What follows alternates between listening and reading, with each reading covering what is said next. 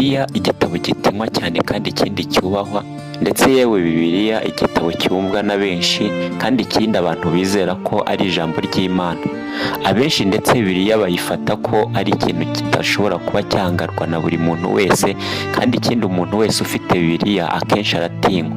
Ese Bibiliya kubera iki itinywa? Abenshi bavuga yuko ari ijambo ry'Imana kandi nibyo koko, ariko se Bibiliya ibigize ni ibiki? Ese ubundi Bibiliya ni iki? Ubusobanuro bwayo nyirizina ni ubuhe? Bibiliya ni inyandiko zashyizwe hamwe zagiye zandikwa n'abantu benshi bagiye batandukanye, ndetse Bibiliya itubwira ko ari abantu bari bayobowe n'umwuka w'Imana. Ndetse Bibiliya itugaragariza neza imiterere y'isi, ikiremwa muntu, ndetse n'ibinyejana by'ahahise n'ibyabayeho kera twebwe tutazi. Ariko uyu munsi tugiye kwigana cyangwa se tugiye kurebana amateka ya Bibiliya cyangwa se amateka y'igitabo n'umwanditsi, aho tugiye guhera mu gitabo cy'Itangiriro. Ariko mbere y'uko turajya tureba ibyanditswe muri urwo rwandiko, tuzajya tubanza turebe amateka y'uwanditse icyo gitabo, hanyuma tumenye yamaranye igihe kingana iki n'Imana, yavuganye iki n'Imana, cyangwa se yakoranye iki n'Imana. Reka duhere mu gitabo cy'Itangiriro. Ikaze mu kiganiro cyacu.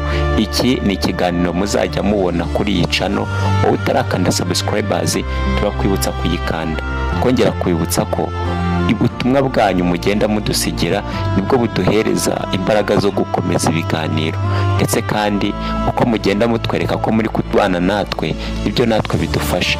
Iki ni ikiganiro amateka y'igitabo n'umwanditsi.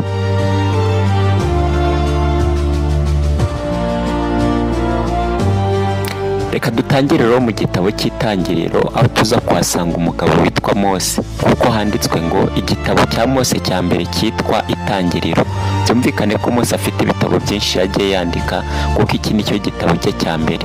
Ariko reka tubanze turebe amateka y'umugabo witwa Mose. Mose ni muntu ki? Mose si yo yabaye hate? Ubuzima bwe bwari bumeze bute?